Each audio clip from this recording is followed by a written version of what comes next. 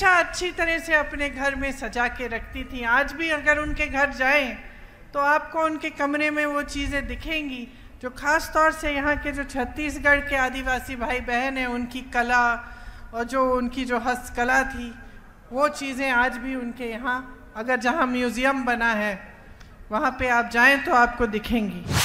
आपको बातें तो बहुत बड़ी बड़ी बताई जाती हैं, खास तौर से जब भाजपा के बड़े बड़े नेता आपके सामने आते हैं, आपको बताते हैं कि देश में बहुत खुशहाली है, अर्थव्यवस्था बहुत मजबूत हो रही है, हम तेज़ी से आगे बढ़ रहे हैं, बहुत चीज़ें गिनाते हैं कि बड़े बड़े इवेंट किए हैं, बड़े बड़े विदेश के प्रधानमंत्री और राष्ट्रपति हमारे देश में आए हैं। लेकिन जब मैं आपसे कहती हूँ कि आपको गहराई से बातें समझनी है, तो मेरा मतलब ये है कि ये जो नेता आपके सामने आते हैं और ये सारी बातें कर रहे हैं, भाजपा के नेता, खास तौर से मोदी जी,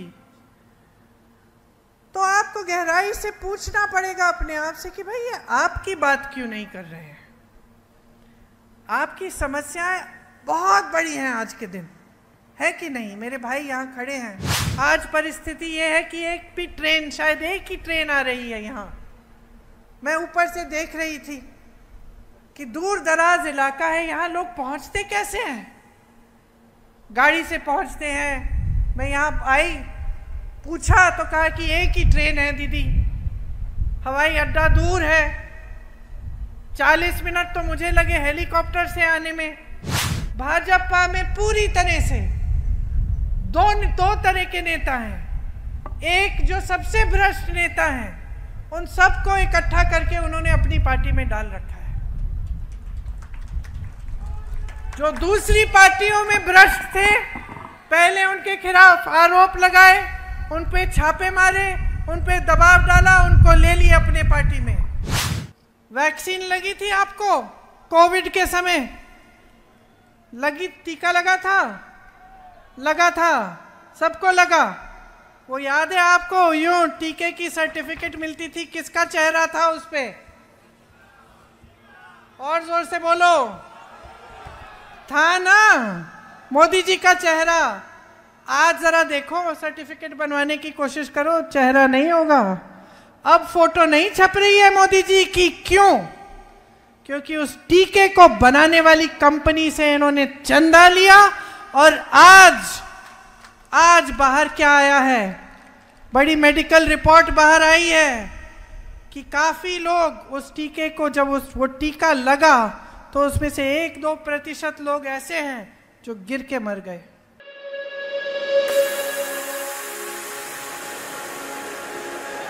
एक बार मेरे साथ बोलिए, भगवान जगन्नाथ जी की, सिद्ध बाबा जी की, मामा महामाया की, छत्तीसगढ़ महतारी जी की। यहाँ ये जो धरती है आपकी, ऊपर से मैं हेलीकॉप्टर से आई तो मुझे अच्छी तरह से पूरा इलाका दिख रहा था। कई जगह मैंने देखा कि काफ़ी सूखी ज़मीन दिख रही थी, लेकिन जहाँ जहाँ हरियाली है, इतनी सुंदर है, इतना सुंदर है ये इलाका। पहाड़ है, नदी भी है, बहुत सुंदर इलाका है। और मैं जानती हूँ, मेरी दादी इंदिरा जी हमेशा कहती थी कि जो आदिवासी भाई बहन हैं हमारे, उन्होंने हमेशा प्रकृति का आदर किया है। और ये जो ज़मीन है, ये जो जंगल हैं, ये जो नदियाँ हैं, जानवर हैं, इनसे आपका एक अलग जुड़ाव होता है। इनका आप बहुत आदर करते हैं अपनी संस्कृति में। और आपकी जो संस्कृति है आपको सिखाती है कि सब आपस में जब फूले फलेंगे तभी इंसान आगे बढ़ेगा, फूलेगा फलेगा। तो आप हमेशा, चाहे प्रकृति की कुछ भी चीज़ हो, चाहे पेड़ हो, चाहे जैसे मैंने कहा जंगल, जानवर हो, आप हमेशा उनका देखभाल करते हुए, सबको अच्छा रखते हुए ही अपने समाज को आगे बढ़ाते हैं।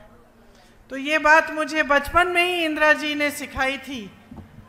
जब वो आदिवासी क्षेत्र में जाती थी और उनके आदिवासी भाई बहन उनको कुछ देते थे, हमेशा अच्छी तरह से अपने घर में सजा के रखती थी। आज भी अगर उनके घर जाएं तो आपको उनके कमरे में वो चीज़ें दिखेंगी जो ख़ास तौर से यहाँ के जो छत्तीसगढ़ के आदिवासी भाई बहन हैं उनकी कला और जो उनकी जो हस्तकला थी, वो चीज़ें आज भी उनके यहाँ, अगर जहाँ म्यूज़ियम बना है वहाँ पे आप जाएं तो आपको दिखेंगी।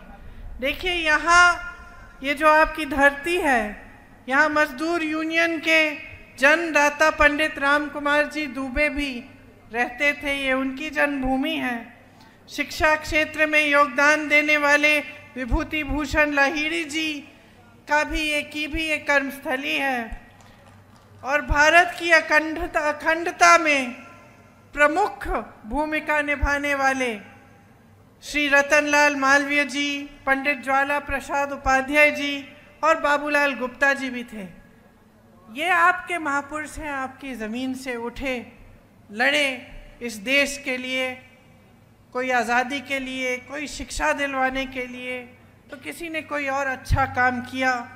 सबने अपनी भूमिका निभाई हमारी इस धरती के लिए, आपके यहाँ इलाके के लिए, लेकिन पूरे देश के लिए भी।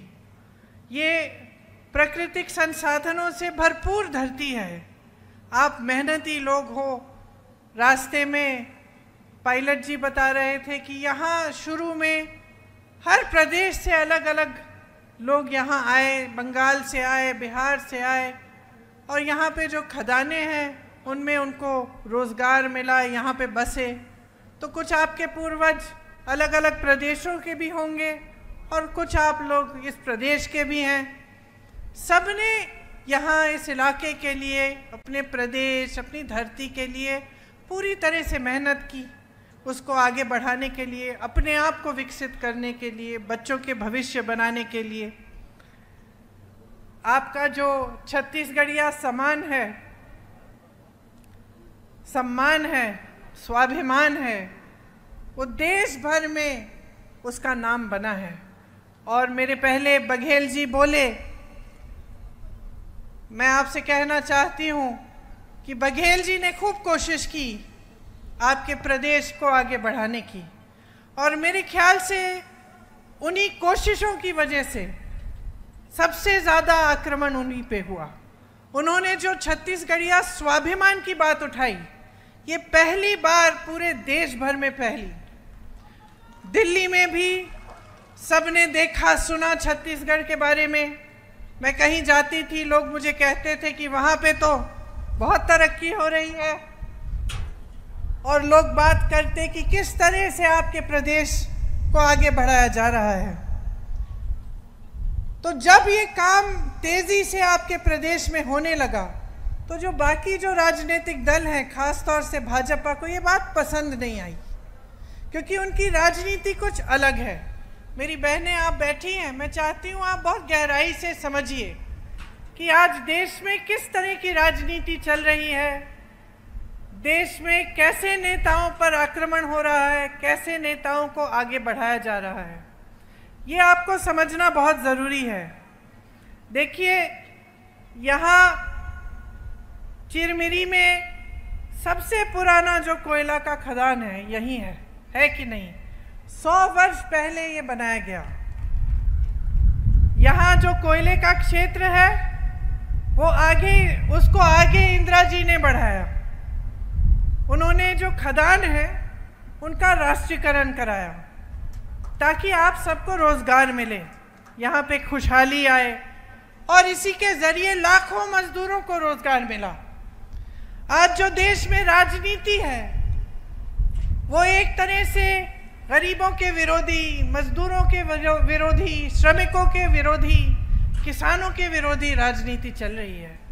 आपको बातें तो बहुत बड़ी बड़ी बताई जाती हैं, खास तौर से जब भाजपा के बड़े बड़े नेता आपके सामने आते हैं, आपको बताते हैं कि देश में बहुत खुशहाली है, अर्थव्यवस्था बहुत मजबूत हो रही है, हम तेज़ी से आगे बढ़ रहे हैं, बहुत चीज़ें गिनाते हैं कि बड़े बड़े इवेंट किए हैं, बड़े बड़े विदेश के प्रधानमंत्री और राष्ट्रपति हमारे देश में आए हैं।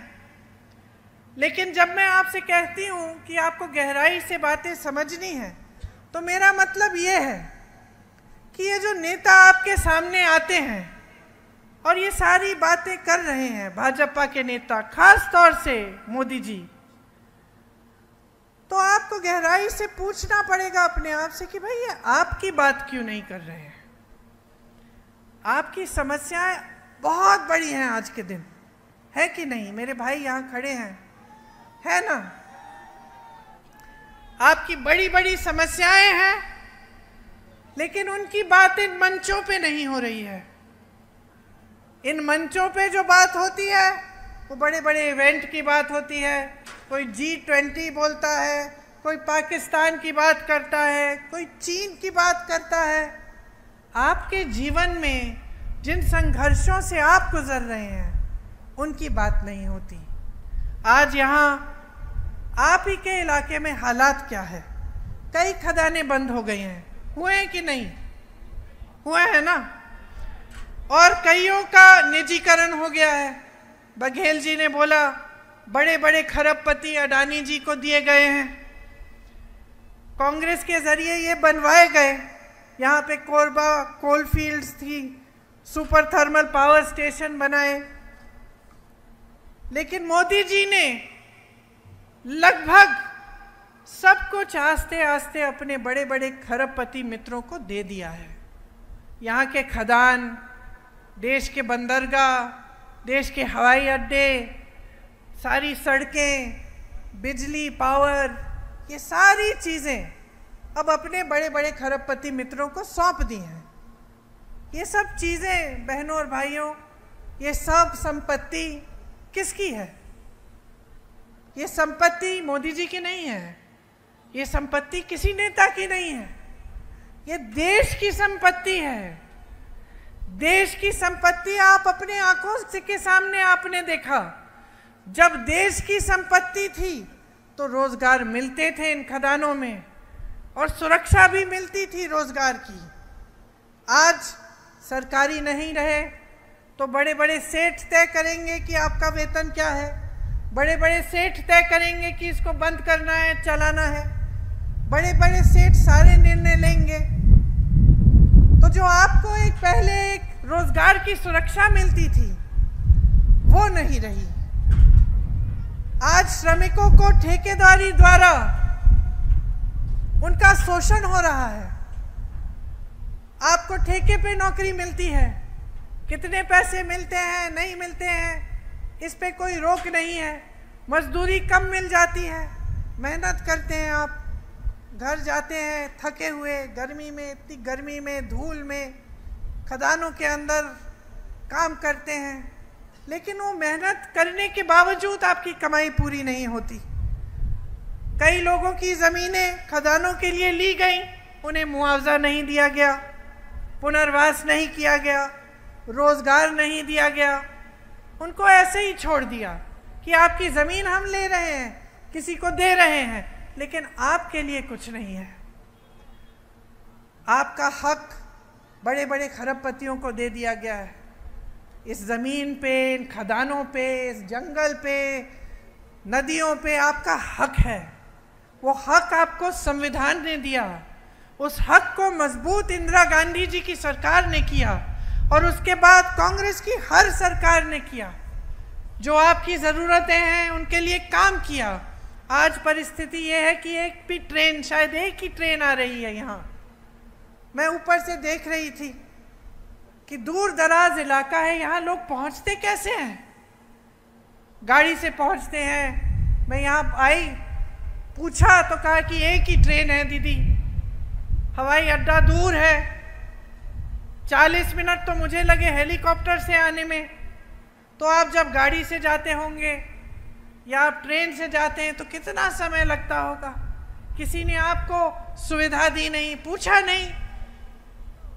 तो जब मैंने आपसे बात की कि किस तरह के नेताओं को आगे बढ़ाया जा रहा है, भाजपा में पूरी तरह से दो तरह के नेता हैं। एक जो सबसे भ्रष्ट नेता हैं, उन सबको इकट्ठा करके उन्होंने अपनी पार्टी में डाल रखा है।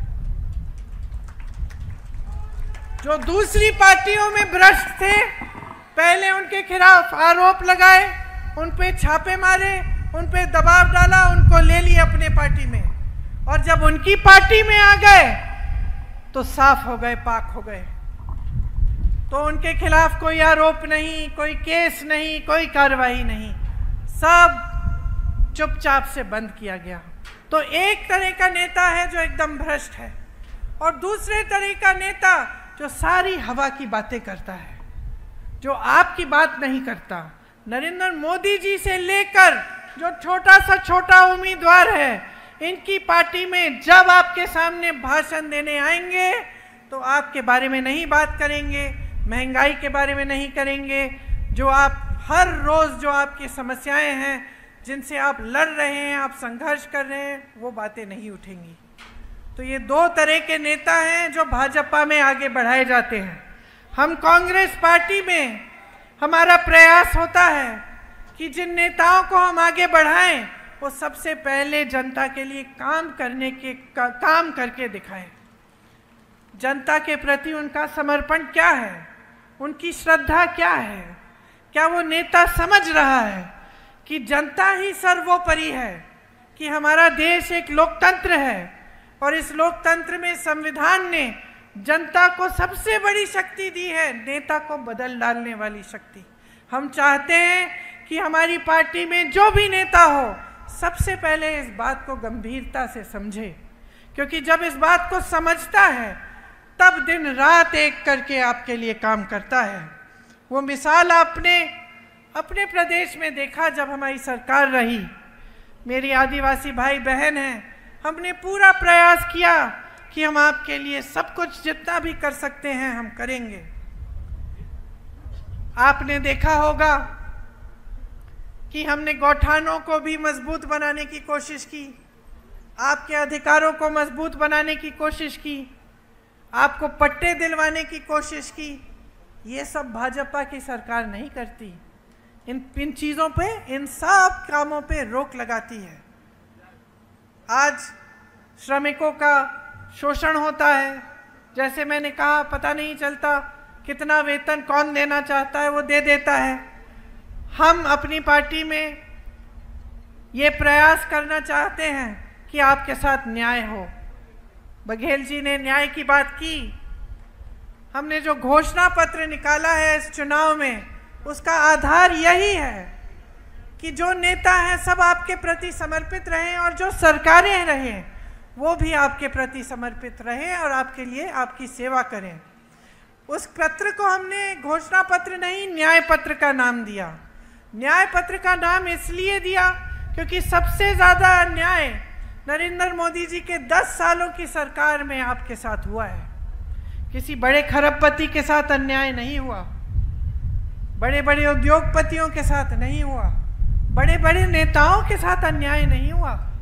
वो सब आगे बढ़ रहे हैं। वो सोचते हैं आपका वोट ले लेंगे धर्म के नाम पर, इधर उधर की बातों करके, और उनको काम नहीं करना पड़ेगा।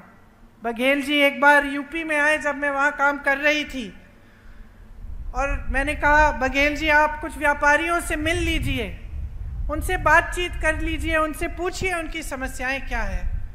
तो 1 घंटे बैठे व्यापारियों के साथ, और उसके बाद जब मैं मिली, मैंने पूछा कैसी रही आपकी मीटिंग।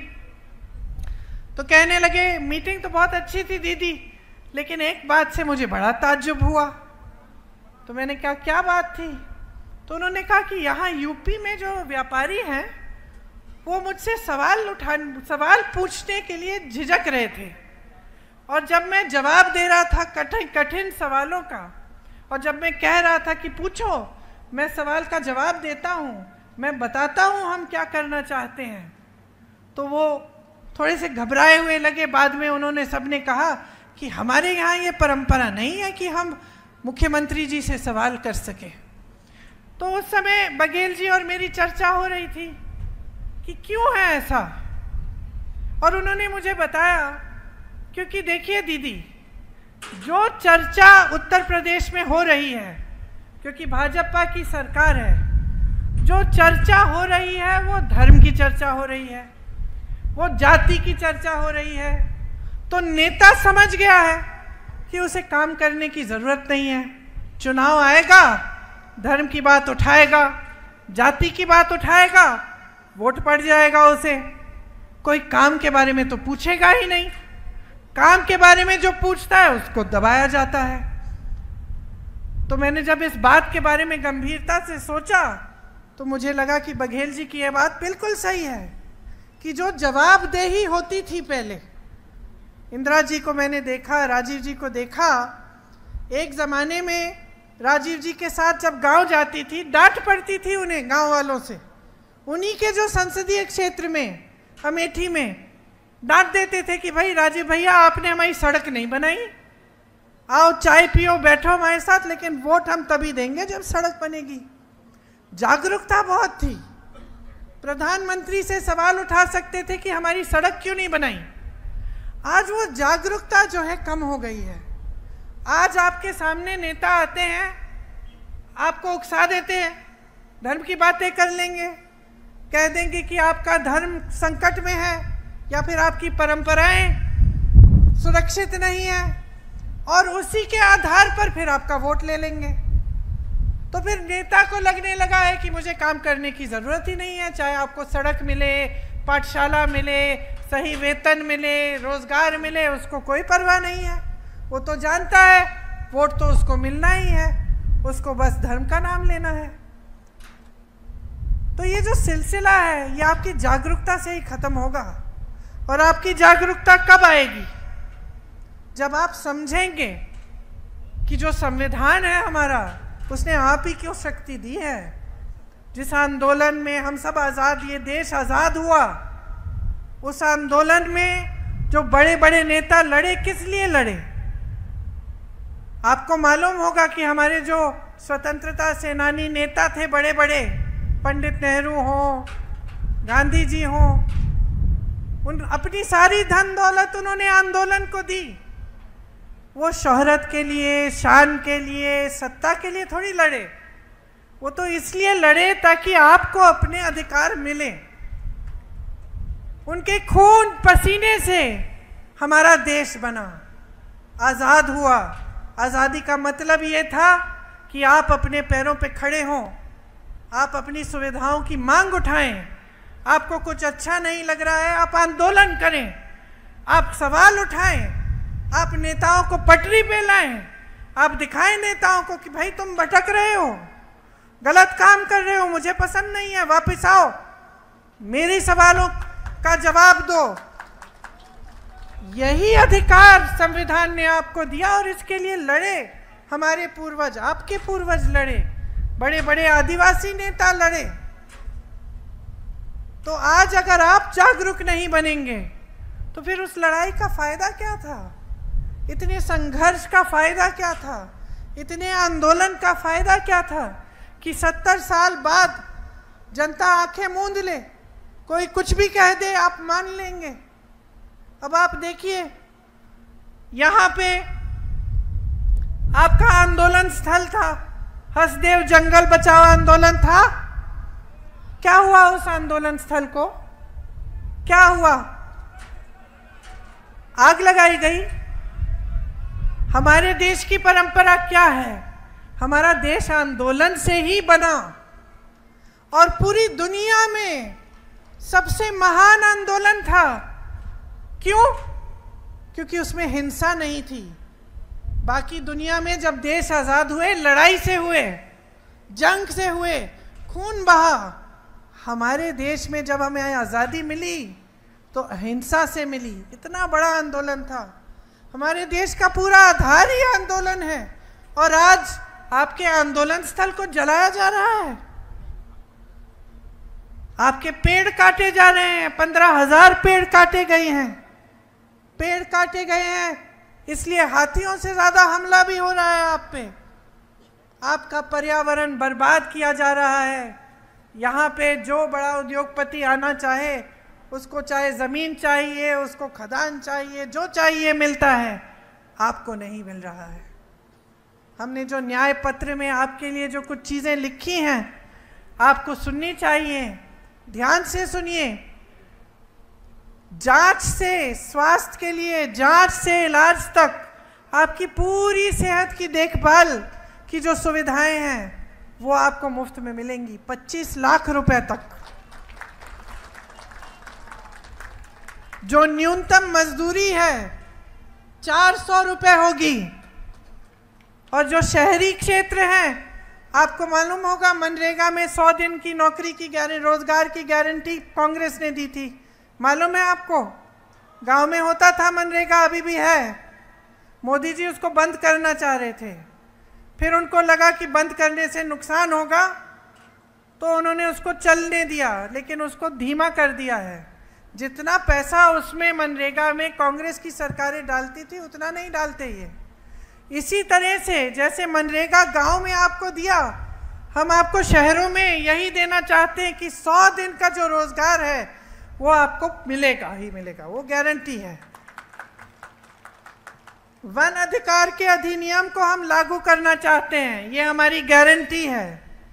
एक स्पेशल बजट और स्पेशल प्लान, मतलब खास बजट की खास पैसे अलग होंगे आपके लिए, कि आपके लिए उससे क्या क्या काम हो सके।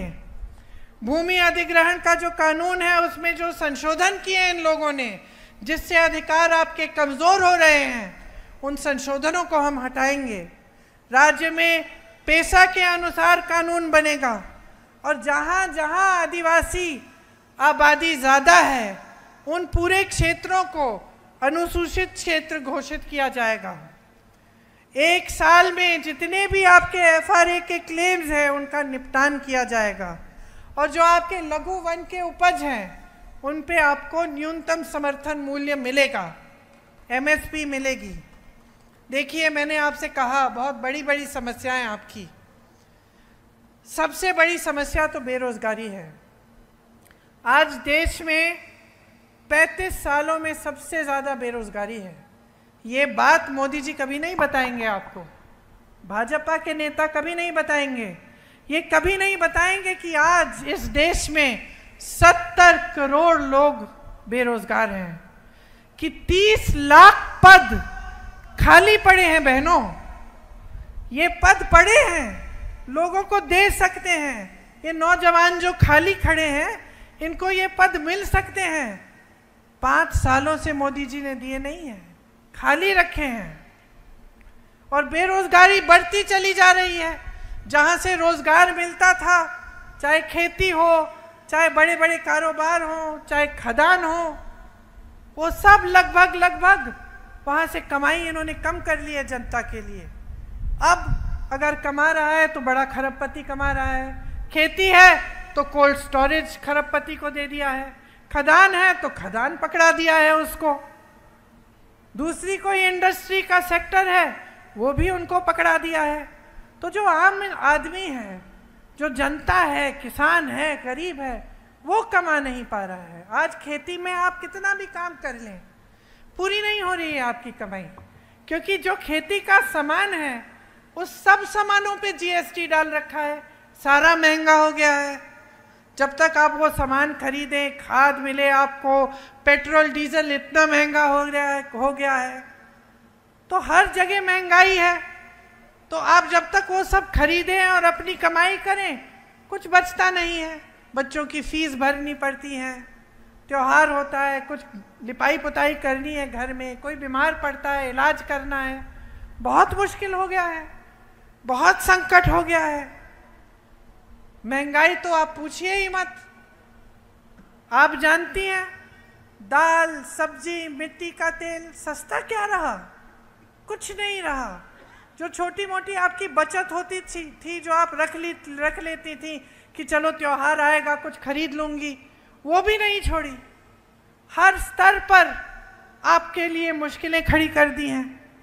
आप यहाँ बैठी है मेरी बहनें, संस्कार आप ही परिवार को देती हैं, बच्चों को आप बड़ा करती हैं। जब तक सब सो नहीं जाते घर पे, तब तक आप सोती नहीं है, मैं जानती हूँ। ये सिर्फ आपकी बात नहीं है, हम दूसरे परिवारों में भी, बड़े परिवारों में भी, जिनके पास शायद कम है, जिनके पास ज़्यादा हो, सब परिवारों में कोई फ़र्क नहीं है। महिलाओं में महिला सबसे ज़्यादा काम करती है। महिला बाहर काम करती है तो घर पे जाके देखेगी कि बच्चों ने खाना खाया कि नहीं।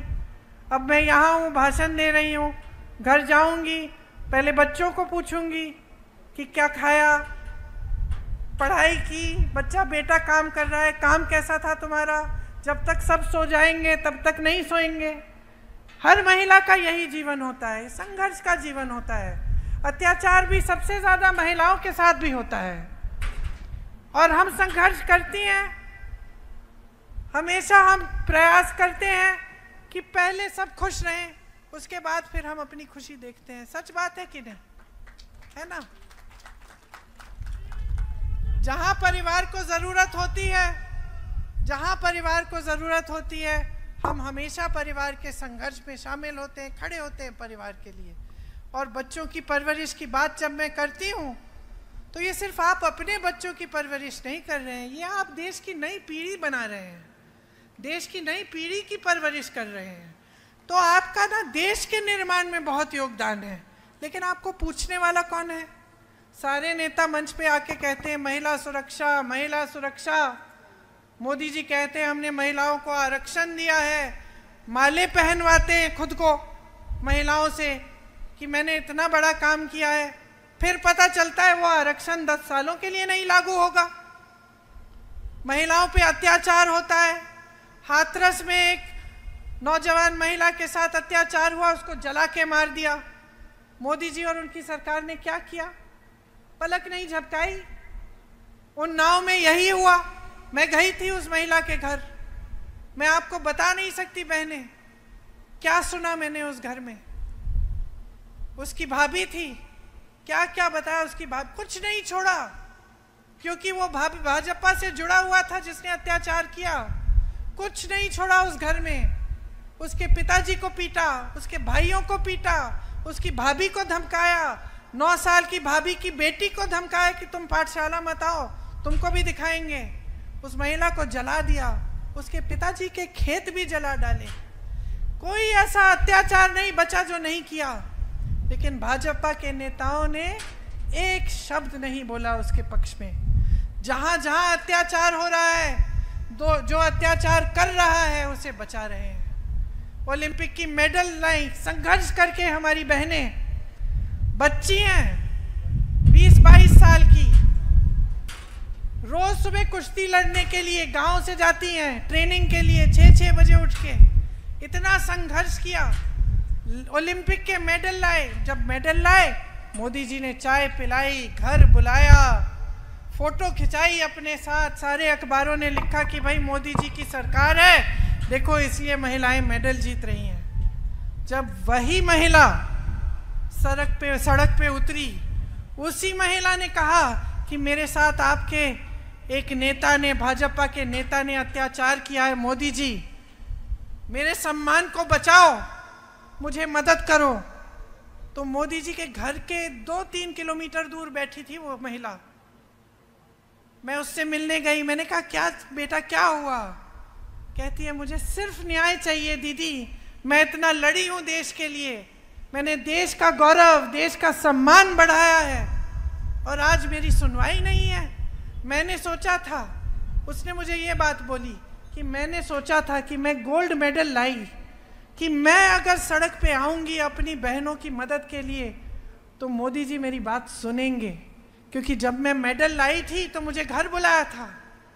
उसने मुझे बोला, वो इतनी मायूस थी, दुखी थी कि उस समय जब वो संकट में है, देश के लिए उसने इतना किया, लेकिन देश उसकी बात नहीं सुन रहा है, सरकार उसकी बात नहीं सुन रहा है।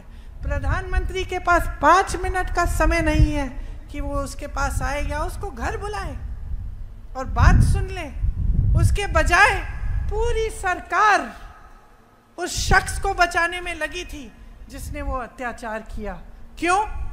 क्योंकि राजनीतिक तौर पर उनकी मदद हो रही थी उससे। तो आप सोचिए, ये परिस्थितियां हैं बहनें, आप सब कुछ संभाल रही हो, लेकिन आपके लिए न सुनवाई है सरकार में और न कोई स्कीम है। जब आपको कुछ देने की बात करते हैं तो क्या बात करते हैं? लो 5 किलो राशन, है कि नहीं? कहीं पे कल मैं असम में थी, वहां कह रहे हैं कि लो 1200 रुपए दे देंगे तुमको। उनसे पूछिए ना, 1200 रुपए से आज क्या खरीद पाएंगे? एक सिलेंडर नहीं मिलेगा। 5 किलो राशन ठीक है, अच्छा है, ले लो, लेकिन इससे क्या आपका नौजवान बच्चा अपना भविष्य बना पाएगा? मेरे भाई खड़े हो, अगर मैं तुम्हें बोलूं ये लो रोजगार और ये लो 5 किलो बोरा राशन, कौन सा लोगे? कौन सा लोगे? क्यों? क्योंकि रोजगार तुम्हें आत्मनिर्भर बनाएगा, रोजगार तुम्हें शक्ति देगा, रोजगार तुम्हें अपने पैरों पे खड़े होने का सम्मान देगा।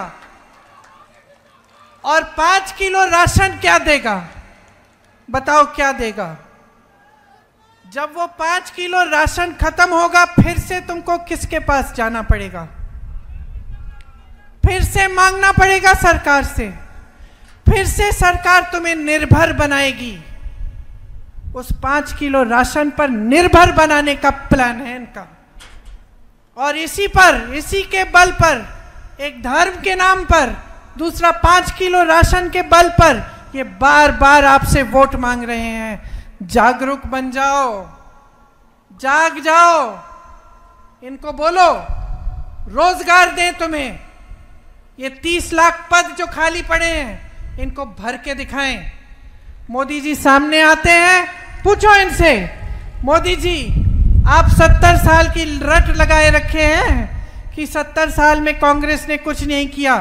पूछो इनसे, बताओ इनको, कांग्रेस ने एक खदान बनाया, कांग्रेस ने आपको रोजगार दिलवाया, कांग्रेस ने आपको सम्मान दिया, कांग्रेस ने आपके समाज को आगे बढ़ाया। इन्होंने अपने खरबपति मित्र को दे दिया, इन्होंने आपसे रोजगार छीना, आपसे जमीन छीनी, आपसे जो आप खा रहे हैं, आपके पेट में जो खाना जा रहा है वो छीना है। जागरूक बन जाओ, क्योंकि जब जागरूक नहीं होगे तो सिर्फ आपका भविष्य नहीं, पूरे देश का भविष्य संकट में आएगा। आज आप अपने बच्चों के बारे में सोचो, आगे क्या करेंगे? अगर रोजगार बनाने के माध्यम और साधन ही सारे बंद कर दिए इन्होंने। हमारे न्याय पत्र में लिखा है कि महिलाओं के लिए 1200 रुपए नहीं, 8,500 रुपए हर महीने हम दिलवाएंगे। जो परिवार की सबसे बड़ी महिला है उसके खाते में जाएगा। 1 लाख रुपए सालाना बनता है ये। मैंने आपसे कहा 25 लाख तक आपका इलाज फ्री होगा, और सरकारी नौकरियों में मेरी बहनों को 50% आरक्षण इसलिए मिलेगा ताकि मेरी बहनें अपने पैरों पे खड़ी हो पाएं। आशा, आंगनवाड़ी, मिड डे मील, मितानीन जो बहनें हैं, आप सबके वेतन में केंद्र सरकार से एक योगदान होता है, उसको हम 2 गुना करेंगे ताकि आपके वेतन बढ़े। तो सिर्फ ये आग्रह है आपसे कि आप जो देश की परिस्थितियां हैं वो समझ जाएं। देश की परिस्थितियां आज ये है कि आज आपके जो मुख्यमंत्री थे बघेल जी, इन पे इतना हमला क्यों हुआ? मैंने आपसे बताया, क्योंकि आपके स्वाभिमान की बात की। इनको अच्छा नहीं लगा कि कहीं पे एक प्रदेश में एक मुख्यमंत्री ऐसे हैं जो खड़े हो जाते हैं अपने प्रदेश के लिए, जो लड़ लेते हैं अपनी जनता के लिए, तो इनको दबाने की कोशिश की गई। इसी तरह से जो इनके खिलाफ लड़ रहा है, उनके खिलाफ केस, भ्रष्टाचार के आरोप, इस देश के इतिहास में पहली बार ऐसा होगा कि 2 मुख्यमंत्री चुनाव के समय जेल में डाल दिए गए। उनमें से एक आदिवासी मुख्यमंत्री हैं हेमंत सोरेन जी, और देखिए क्या है आपका समाज, उनको जेल में डाला, उनकी बीवी खड़ी हो गई, शान से भाषण देती हैं, शान से प्रचार कर रही हैं, कह रही हैं मेरे पति अगर जेल में है कोई बात नहीं, मैं लड़ूंगी उनकी लड़ाई। ये है आदिवासी समाज की शान। और कितने सुंदर भाषण देती है, बहुत सक्षम महिला है, और हम चाहते हैं कि आप सब उनकी तरह सक्षम बने। विपक्ष पर हमला हो रहा है, एक तरफ विपक्ष को कहा जा रहा है भ्रष्ट हैं, भ्रष्ट हैं, भ्रष्ट हैं। मोदी जी तो शायद इकलौते नेता होंगे जो देश में मंच पे खड़े होकर कहते हैं कि मैं ही एक ईमानदार हूं जो सारी दुनिया से लड़ रहा है, भ्रष्टाचार से लड़ रहा है। बहुत ईमानदार हैं, बहुत ईमानदार हैं। इसलिए चुनाव के समय ईमानदारी से आपके काम की बात नहीं कर सकते। ईमानदारी से आपको ये नहीं बता सकते कितनी नौकरियां दी, कितने रोजगार दिए, कितनी पाठशालाएं खोली, कितनी यूनिवर्सिटी बनाई, कितने अस्पताल बनाए। ईमानदारी से नहीं कह सकते। ईमानदारी से ये नहीं कह सकते कि जो अधिकारी हैं, जो सेना में भर्ती हैं, उनके भविष्य के साथ क्या किया, पेंशन खत्म कर दिया, और जो सेना में भर्ती हैं उनको 4-5 साल की अग्निवीर का प्रोग्राम दे दिया ताकि 4 साल बाद घर आए और फिर से बेरोजगार हो जाएं। ईमानदारी से ये बात नहीं कह सकते आपके सामने। सच्चाई आपसे कभी नहीं कह सकते। ये कहते हैं कि सबसे ईमानदार है, लेकिन सबसे बड़ी भ्रष्टाचार की स्कीम नरेंद्र मोदी जी इस देश में लाए। सुन लीजिए क्या थी वो स्कीम, कि जो भी चंदा देगा राजनीतिक दल को, जो भी चंदा देगा उसका नाम गुप्त रहेगा। इसका मतलब है जनता को नहीं पता चलना चाहिए कि अडानी ने कितने हजार करोड़ दिए हैं या किसी और ने कितने हजार करोड़ दिए हैं। जब सुप्रीम कोर्ट में केस लगा और न्यायाधीशों ने ये कहा कि ये पारदर्शी होना चाहिए, तब अचानक मोदी जी, अमित शाह जी सब इंटरव्यू देने लग गए कि भाई हमने बड़ी पारदर्शी स्कीम बनाई, देख लो पहली बार पूरे देश में लिस्ट निकल आई है। अरे आपने थोड़ी निकाली लिस्ट, ये तो कोर्ट के ऑर्डर पे आपसे निकलवाई गई है लिस्ट। आपने तो इसको गुप्त रखा था। और सुनिए क्या गुप्त रखा था। गुप्त ये रखा था कि हजारों करोड़ रुपए इन्होंने अपने बड़े बड़े खरबपति दोस्तों से लिए तो हैं, लेकिन ऐसे ऐसी कंपनियों से लिया है जिन पे पहले इन्होंने छापा मारा, चंदा लिया, छापे बंद, केस डाले, चंदा लिया, केस बंद। या फिर ठंडे बस्ते में वो गुजरात में पुल गिरा, सैकड़ों लोग उसमें गिर के बह गए पानी में, याद है आपको? उस पुल को बनाने वालों से चंदा लिया। वैक्सीन लगी थी आपको कोविड के समय, लगी, टीका लगा था, सबको लगा। वो याद है आपको? यूं टीके की सर्टिफिकेट मिलती थी, किसका चेहरा था उस पे? और जोर से बोलो, था ना, मोदी जी का चेहरा। आज जरा देखो, सर्टिफिकेट बनवाने की कोशिश करो, चेहरा नहीं होगा। अब फोटो नहीं छप रही है मोदी जी की। क्यों? क्योंकि उस टीके को बनाने वाली कंपनी से इन्होंने चंदा लिया। और आज बाहर क्या आया है? बड़ी मेडिकल रिपोर्ट बाहर आई है कि काफी लोग उस टीके को, जब वो टीका लगा तो उसमें से 1-2% लोग ऐसे हैं जो गिर के मर गए। किसी को पता नहीं चला कि क्यों गिर के मर रहे हैं। कोई मंच पे खड़ा भाषण दे रहा है, भगवान ना करे लेकिन कोई मंच पे खड़ा भाषण दे रहा है, या फिर कोई खेती में काम कर रहा है। कई ऐसे लोग शहरों में जिम कर रहे थे, नौजवान, अच्छी सेहत के, 30-40 साल की उम्र, गिर के मर गए। पहले समझ में नहीं आ रहा था कि क्या है। आज उस कंपनी ने कह दिया कि हाँ ऐसा है कि कुछ 1-2% लोगों को ऐसा हो सकता है। तो आप सोचिए,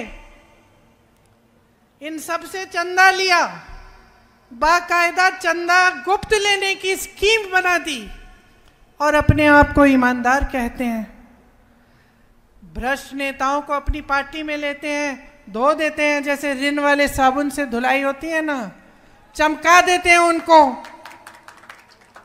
काले धंधे सारे साफ हो जाते हैं, सफेद हो जाते हैं। कोई गंगा मैया तो है नहीं बीजेपी कि उसमें डुबकी मारो और आप के पाप धुल जाएंगे, है ना? वॉशिंग पाउडर लगाते हैं, सब साफ हो जाते हैं। बघेल जी कह रहे हैं मोदी वॉशिंग पाउडर है। तो ये सच्चाइयां नहीं कहेंगे आपके सामने तो आपको कैसे समझ में बात आएगी। मैं मोदी जी का भाषण देख रही थी और मैं देख रही थी कि जो मैं उनके बारे में कहती हूँ वही हमारे बारे में वो कह रहे हैं, है कि नहीं। आप चलाइए, वो कहेंगे हम भ्रष्ट हैं, हम कह रहे हैं वो भ्रष्ट है। वो कहेंगे कि इन्होंने कुछ नहीं किया, हम विकास कर रहे हैं, हम कह रहे हैं भाई हमने विकास किया है, वो कुछ नहीं कर रहे हैं। वो हमें कुछ कहते हैं, हम कुछ कहते हैं। अब आप जनता हो, कैसे समझोगे कि ये मोदी जी सच कह रहे हैं या कांग्रेस के नेता सच कह रहे हैं, बताओ। हाँ,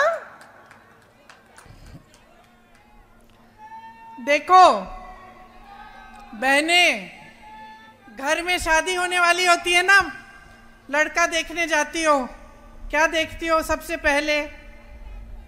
मैं बताऊं, अगर मेरी लड़की की शादी हो रही होती तो मैं सबसे पहले क्या देखती कि लड़के की नीयत क्या है ना। ठीक है, काम करता है, मेहनती है, ये सब ठीक है, लेकिन नीयत क्या है। नीयत सही नहीं है तो शादी नहीं होगी, सही बात। तो नेताओं में नीयत क्यों नहीं ढूंढते। समझदार हो इतने, जो नेता बार बार आपके सामने आके कुछ इधर उधर की बातें करके चले जाता है, चुनाव के बाद मुंह नहीं दिखाता, चुनाव के बाद ना आपकी टूटी से पानी आ रहा है, ना आपकी सड़क बन रही है, ना आपका बच्चा पाठशाला जा पा रहा है, ना नौजवानों को रोजगार मिल रहा है, तो उसकी नीयत पे सवाल क्यों नहीं उठाते। नीयत पे सवाल उठाओ और अपना जो जीवन है ना उसके अनुभव पर उतरो। किसी की बातों में मत पड़ो। मैं यहाँ से चली जाऊंगी, आपको लगेगा ठीक है अच्छी बात बोली इसने, कहीं और कोई और आ जाएगा, फिर आपको उसकी बात अच्छी लग जाएगी। तो अब बीच में आप अटके हुए हो, तो क्या करना है, अपने जीवन के अनुभव को देखो। पिछले 10 सालों में आपके जीवन में तरक्की आई है कि नहीं आई है। आपके बच्चों को रोजगार मिला है कि नहीं मिला है। जो गांव में पाठशाला है वो पहले से अच्छा हुआ कि नहीं। मैं जानती हूँ आपके यहाँ बघेल जी ने बताया मुझे, कौन सा पाठशाला, आत्मानंद पाठशाले में आपको मुफ्त मिल रही थी शिक्षा। भाजपा की सरकार आई, अब फीस भरनी पड़ रही है। तो ये किसका अनुभव है, आपका अनुभव है। आपको के रोजगार छूट रहे हैं क्योंकि भाजपा की सरकार बड़े बड़े खदान, बड़े उद्योगपतियों को दे रही है, किसका अनुभव है, आपका अनुभव है। कोई बीमार पड़ता है, स्वास्थ्य की सुविधाएं नहीं है, पैसा नहीं है इलाज के लिए, किसका अनुभव है, आपका अनुभव है। राजस्थान में कांग्रेस की सरकार थी, 25 लाख तक इलाज फ्री मिल रहा था, ये जनता का अनुभव है। तो आपका जो अनुभव है ना, सबसे जरूरी, सबसे महत्वपूर्ण चीज यही है। संविधान जो है इस देश का, इसने यही आपको शक्ति दी है कि जब आपका अनुभव सही होता है, आप जागरूक रहते हैं, तो आप वोट डालते हैं अपने नेता को चुनने के लिए। आज यही नेता मोदी जी क्या कह रहे हैं, संविधान को बदल डालेंगे। खुद तो नहीं कह रहे, खुद इसको नकारते हैं, लेकिन जो इनके नेता जाके चुनाव लड़ रहे हैं उत्तर प्रदेश में, जो चुनाव में उम्मीदवार बने हैं, जो इनके मंत्री हैं, ये कह रहे हैं 400 हमें सीट दे दो इस बार, देख लेना हम इस बार संविधान को बदलेंगे।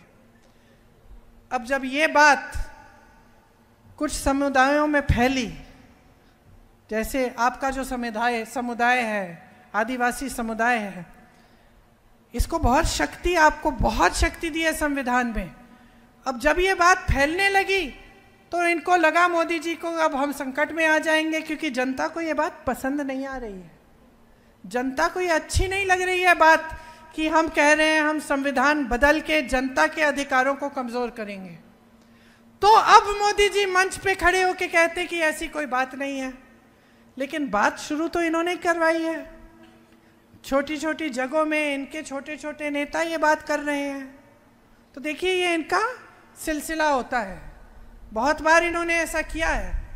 पहले ये नकारते हैं कि हम ऐसा नहीं करेंगे, जैसे ही सत्ता में आते हैं वही चीज करते हैं जिसको नकार रहे थे। और ये हर स्तर पर आपके अधिकारों को कमजोर करने का काम कर रहे हैं 10 सालों से। ये सारी बातें जो है ना, जो देश की संपत्ति दे रहे हैं बड़े बड़े खरबपतियों को, ये सब आपको कमजोर करने का काम है।